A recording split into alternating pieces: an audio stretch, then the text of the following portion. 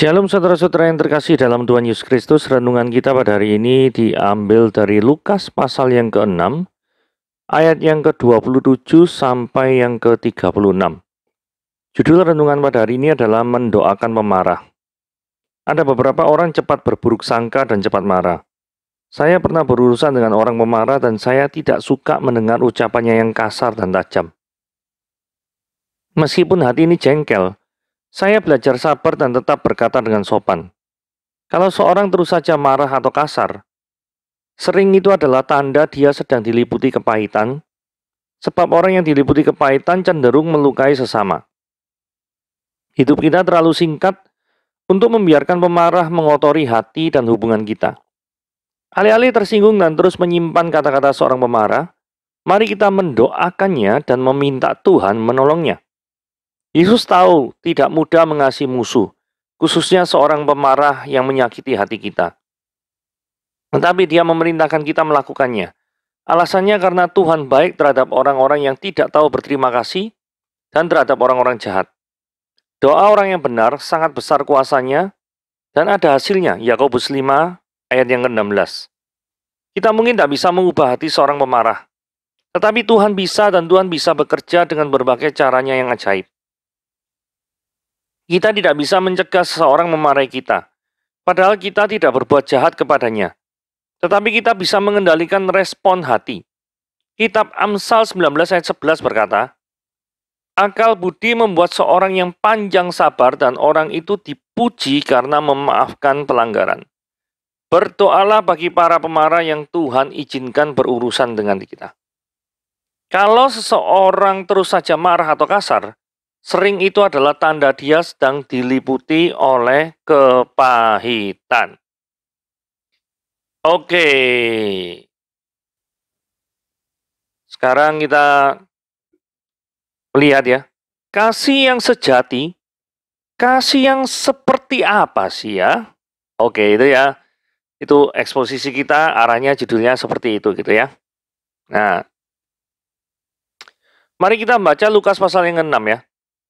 Tetapi kepada kamu yang mendengarkan aku berkata kepadamu, kasihilah musuhmu, berbuat baiklah kepada orang yang membenci kamu.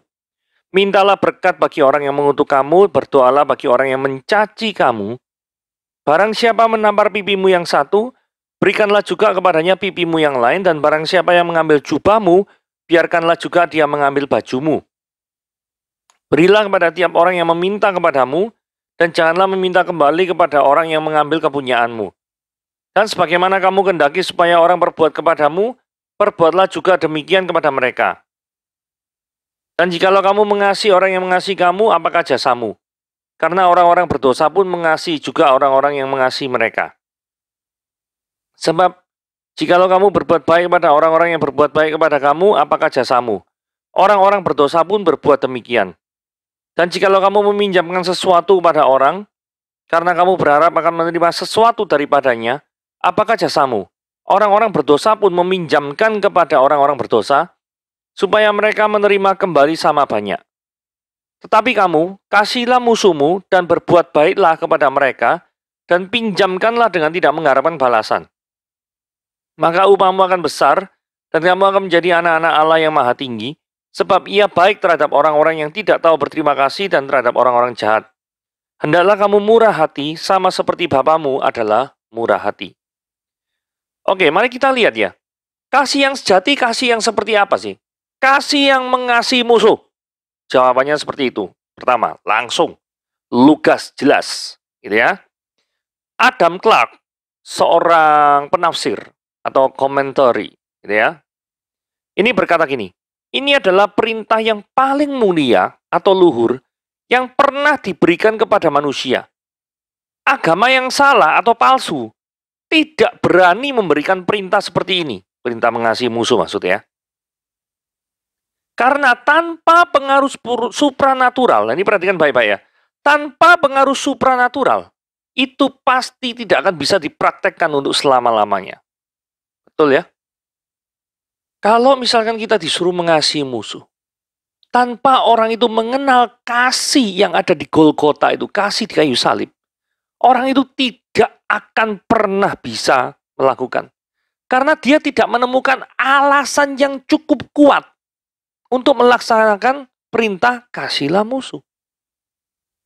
Nah, orang Kristen kok menemukan alasan yang cukup kuat? Karena orang Kristen sendiri dulunya adalah juga musuh Allah. Tetapi Allah tetap mengasihi dia dan menyelamatkan. Sehingga ketika dia sudah mengalami kasih yang luar biasa, kasih Allah yang mengasihi musuhnya itu, sudah seharusnya, atau setidaknya dia meneladani Tuhan, yang adalah Allah yang mengasihi musuhnya itu. Mengerti ya maksudnya ya? Itu komentari daripada Adam Clarke. Oke, sekarang kita lihat lanjutan tentang kasihlah musuhnya. Ingat bahwa Yesus bukannya berkata jangan membenci musuhmu, tetapi kasihlah musuh. Sejalan dengan itu, Yesus bukannya berkata jangan berbuat jahat kepada mereka, tetapi dia berkata berbuat baik kepada mereka. Karena itu tidak cukup kalau kita sekedar tidak berbuat jahat terhadap musuh kita harus berbuat baik kepadanya.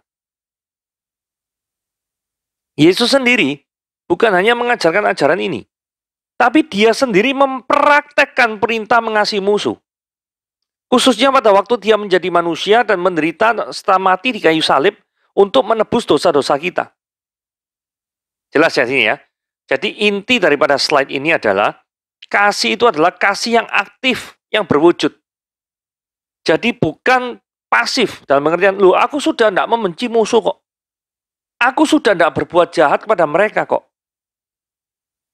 Kata-kata yang berwarna merah itu beda loh dengan kata-kata yang berwarna biru. Kalau warna biru itu aktif, kasihlah musuh. Berbuat baiklah kepada mereka. Kalau yang kata-kata yang berwarna merah itu negatif. Jadi beda. Jadi kasih kita itu pasif atau negatif ya?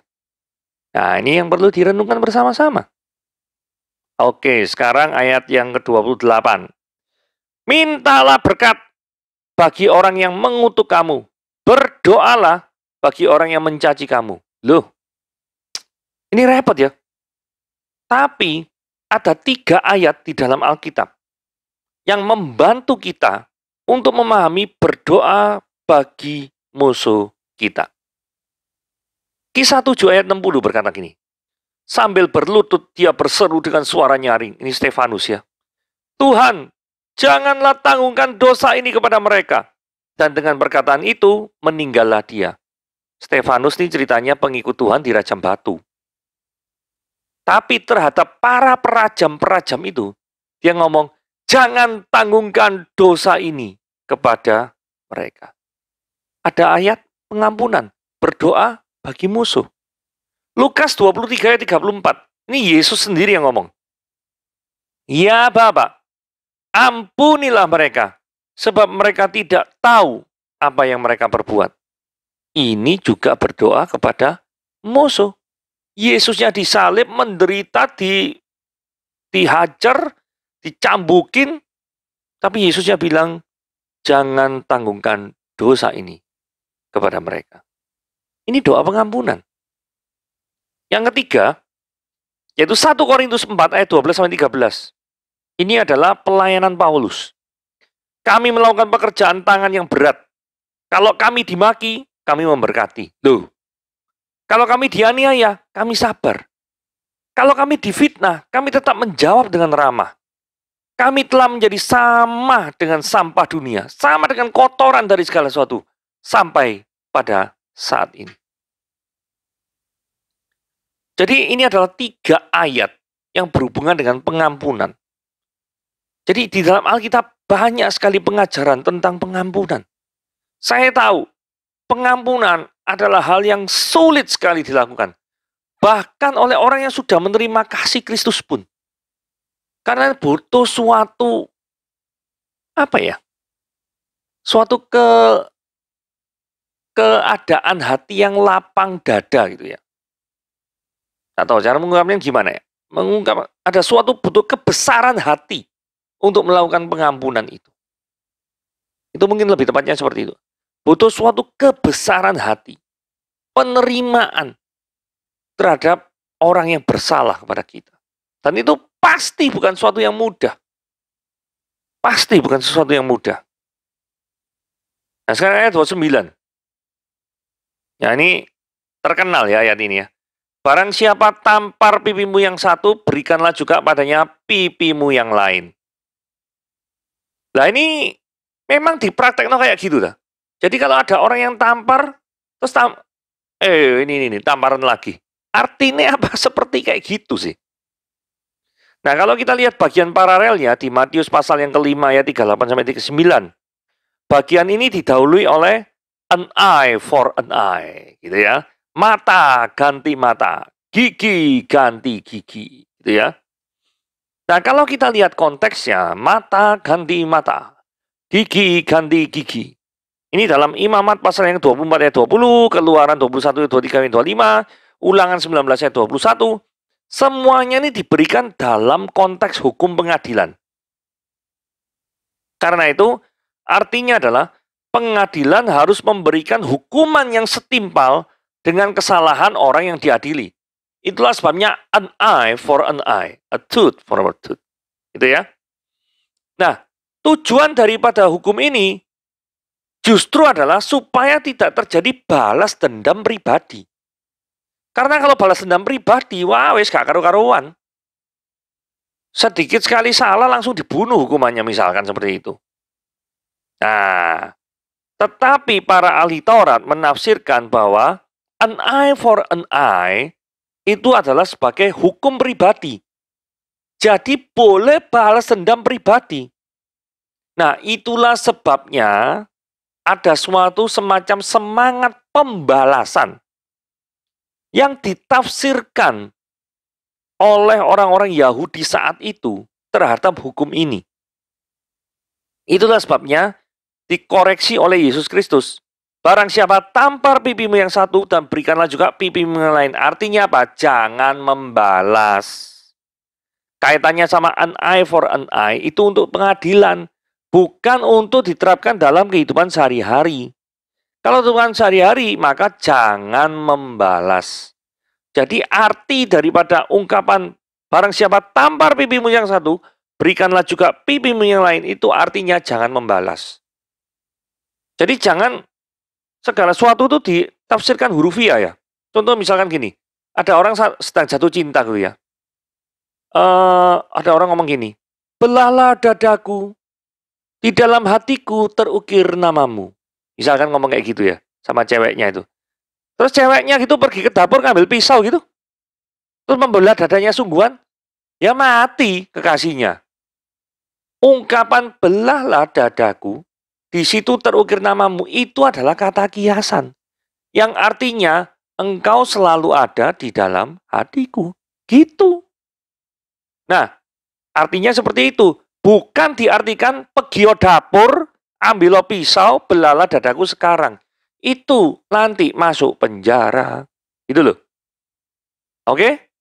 Jadi barang siapa tampar pipimu yang satu, berikanlah pipimu yang lain. Artinya bukan disuruh menunjukkan pipi kita terus tamparan. Bukan.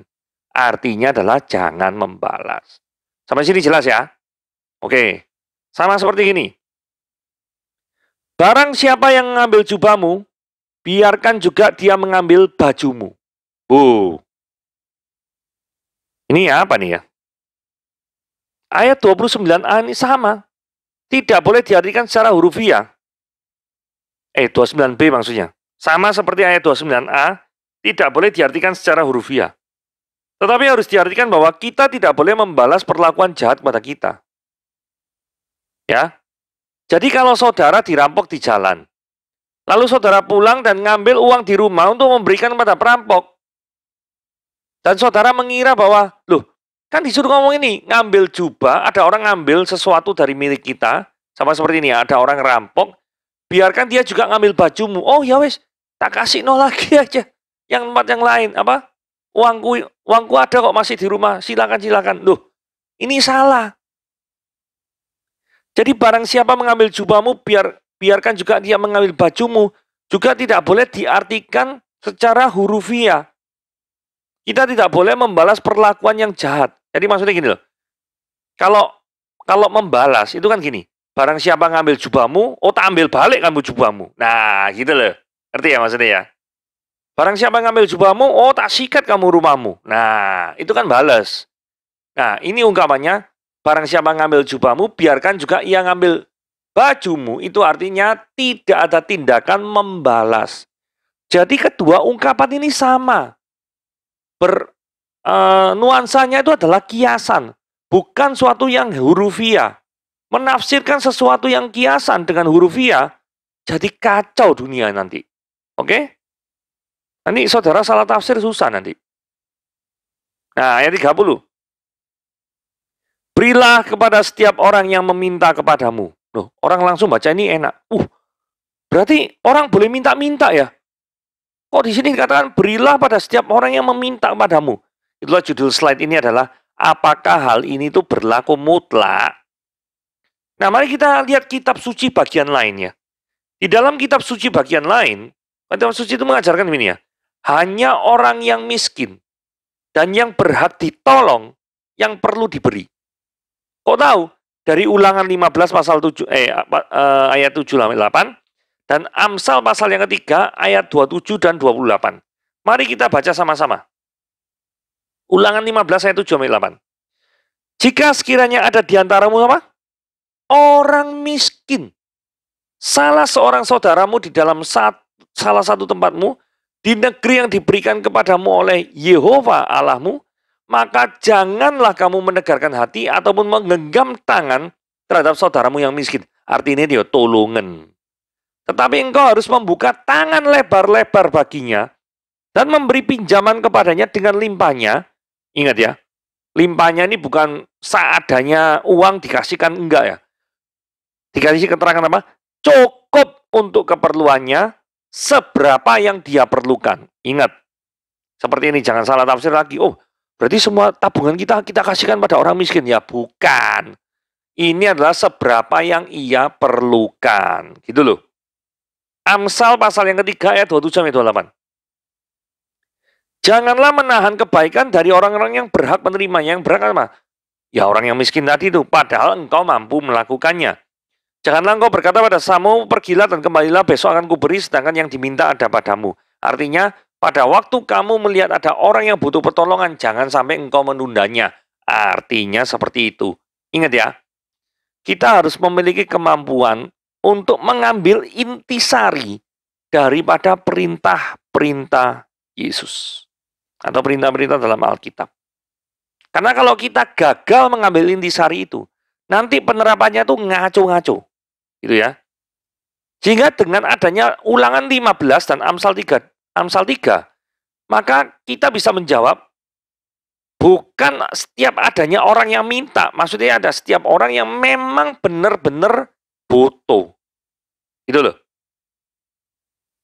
Nah, ini komentar dari Albert Barnes, ngomong gini ya, jarang, mungkin tidak pernah, merupakan hal yang baik untuk memberikan kepada orang yang bisa kerja. Jadi aneh ya, kita tahu orang itu bisa kerja, terus kita tetap memberi. Lah gunanya pemberian itu apa? Gitu loh. Memberi kepada orang seperti itu sama dengan menganjurkan kemalasan. Karena orang bisa berpikir ya, gak usah kerja gak apa-apa ya. Toh ada tonggo sebelah lagi donatur ya. Gara-gara salah menafsirkan ayat ini, selalu memberi terus. Padahal aku kerja loh. Wis kayak gitu gak usah kerja wis. Kok gak kerja pun ya dikasih terus sampai dia kok. Lah ini sing repot. Jadi membuat orang jadi males. Nah, 2 Tesalonika 3 ayat 10 dikatakan, sebab juga waktu kami berada di antara kamu, kami memberi peringatan ini kepadamu. Jika seorang tidak mau kerja, janganlah dia makan. Berarti kalau seseorang itu bisa memiliki kemampuan untuk mencukupi kebutuhannya sendiri, ya gak usah dikasihi. Gitu aja. Karena apa? Kalau dikasihi kok nanti tambah garing, males. Ayat 30, yang bagian B. Dan janganlah meminta kembali kepada orang yang mengambil kepunyaanmu. Nah, maksudnya apa? Ya maksudnya gini loh ya. Kan tadi itu kita sudah memberi kepada orang miskin kan. Konteksnya kan seperti itu. Kalau sudah memberi, ya jangan sampai kamu tuh memiliki pengharapan nanti kapan-kapan balesan ya. Loh, orang ini wis wis relakno lah, anggapannya kayak gitu lah. Nah, juga bagian kedua dari ayat ini yang kita baca tadi ya. Tidak boleh diartikan seakan-akan itu merupakan pengekangan terhadap orang Kristen untuk tidak melakukan pengejaran atau penangkapan terhadap pencuri atau penindas, tapi sebagai larangan atau yang melarang kita untuk melakukan balas dendam pribadi. Maksudnya itu gini ya. Janganlah meminta kembali kepada orang yang mengambil kepunyaanmu. Nah, maksudnya gini. Nah, kalau konteksnya itu ada orang curi. Misalkan kita naik sepeda motor, terus ada orang sing jambret gitu ya. Nah, berarti orang ini kan ngambil kepunyaanmu. Masa berlaku ayat ini? Oh, firman Tuhan ngomong jangan meminta kembali. Loh, kalau kita bisa uper orang itu. Iya kan? Cari orang itu. Gitu loh. Jadi ayat ini jangan sampai disalahartikan. Ada orang kurang ajar ngambil barangmu. Terus setelah itu kita pasrah aja. Oh iya, jangan meminta kembali ya. Karena firman Tuhan ngomong jangan meminta kembali pada orang yang ngambil kepunyaanmu. Keliru penafsirannya. Jadi ayat ini harus diartikan sebagai ini ya. Larangan yang melarang kita untuk melakukan balas dendam pribadi. Atau misalkan gini, ada orang ngambil kepunyaan kita. Gitu ya toh. Terus mari gitu, kita ngomong, wah lu ngambil punyaanku ya. Suatu saat nanti aku akan mengambil gak punya kepunyaanmu, sak keluargamu, nenek, buyut, cucu, kakek tak ambil semua kepunyaannya. Wah, ini kan berarti pembalasan. Ingat ya, konteksnya dari tadi itu berbicara tentang apa? Balas dendam, paujo. Gitu ya bahasa Mandarinya ya, balas dendam. Tidak boleh. Jadi inti sarinya adalah, apa nanti inti sarinya? Jangan membalas. Intinya kayak gitu. Jangan sampai salah tafsir loh ya. Saya wanti-wanti nih, jangan sampai salah tafsir. Karena bisa berbahaya. Nah, sekarang gini, ayat 31. Ini golden rule ya. Dan sebagaimana kamu kehendaki supaya orang perbuat kepadamu, perbuatlah juga demikian kepada mereka. Jadi kalau kita pengen, kita pengen orang lain itu baik kepada kita. Oh iya, perbuatlah juga demikian, perbuat yang baik kepada mereka. Kamu ingin berlakukan, oh iya, saya ini berlakukan dengan lembut, dengan baik hati. Oh iya, saya tidak pengen kalau orang itu berbicara kasar. Oh iya, berbuatlah juga demikian kepada mereka. Jangan kamu juga kasar terhadap orang lain. Oke, sampai sini paham ya? Karena ada orang yang ngomong gini ya. Kan sekarang ini zamannya gini. Saya pengen bebas. Saya pengen melakukan apapun yang saya suka. Saya tidak ngurus orang lain apa.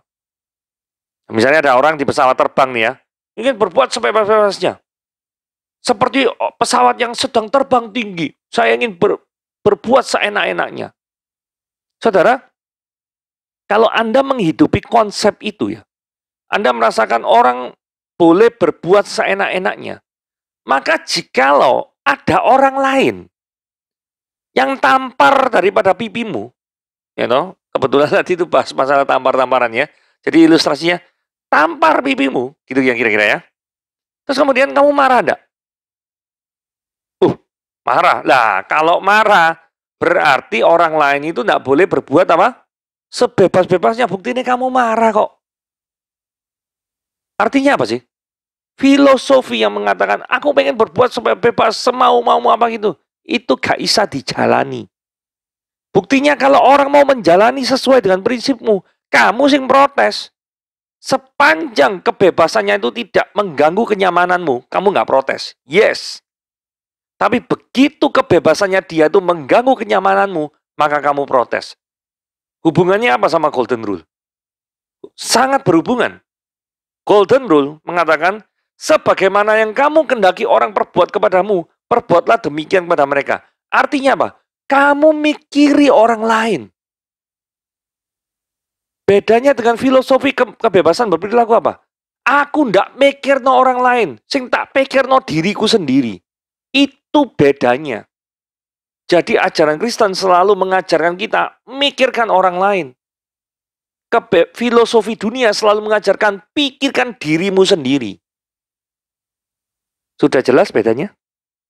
Oke ya, kita lanjut. Ini menarik ya. What is the difference? Ayat 32, 33, 34. Jikalau kamu ngasih orang yang ngasih kamu, apakah jasamu? Jikalau kamu berbuat baik pada orang yang berbuat baik pada kamu, apakah jasamu? Jikalau kamu meminjamkan sesuatu kepada orang, dan kamu berharap menerima sesuatu daripadanya, apakah jasamu? Saudara, 3 ayat ini memiliki filosofi yang sama seperti yang ilustrasi pesawat tadi. Samanya di mana, Pak? Samanya itu adalah yang jadi titik poin adalah diri sendiri. Saudara perhatikan baik, Pak ya. Jikalau kamu mengasihi orang yang mengasihi kamu, oke? Fokusnya diri. Jikalau kamu berbuat baik kepada orang yang apa? Berbuat baik kepadamu, berarti ada orang yang terlebih dahulu berbuat baik, aku berbuat baik. Nah, yang ketiga, 4. Jikalau kamu meminjamkan sesuatu pada orang lain, terus jangan senang dulu. Kamu berharap terima sesuatu. Nah, terima sesuatu kan diriku senang toh. Apakah jasamu? Sampai di sini ngerti tidak? 3 bagian daripada ayat firman Tuhan ini fokusnya kepada diri sendiri. Kalau kamu memiliki atau do something yang dibalik daripada aktivitas itu tertuju pada kepentinganmu diri sendiri.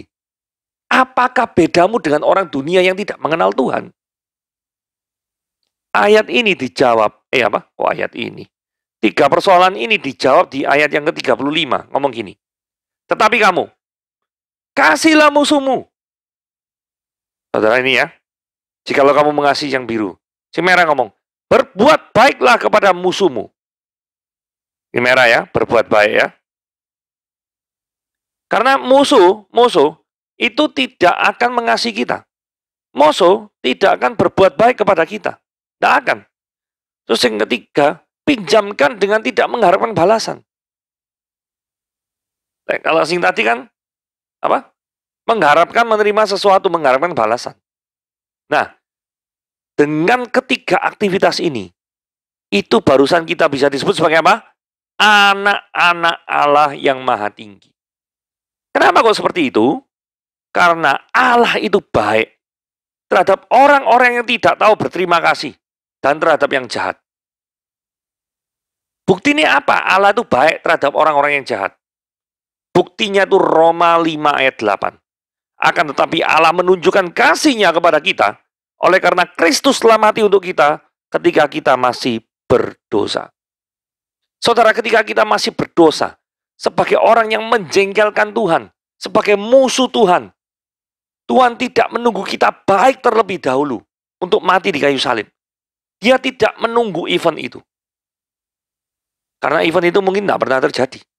Kalau dia tidak turun dulu ke dunia, mati menebus dosa-dosa kita, dan dia bangkit dari kubur untuk menyediakan tempat bagi kita di surga nanti. Saudara, tanpa kasih di kayu salib, tidak akan pernah Anda merasakan atau melakukan kasih yang sejati. Jadi apa itu kasih yang sejati? Kasihilah musuhmu, berbuatlah baik pada mereka, pinjamkan dan tidak mengharapkan balasan, dan kenakanlah Kristus sebagai motivasi yang paling tinggi di dalam engkau melakukan segala aktivitas. Itu adalah kasih yang sejati. Tuhan Yesus memberkati.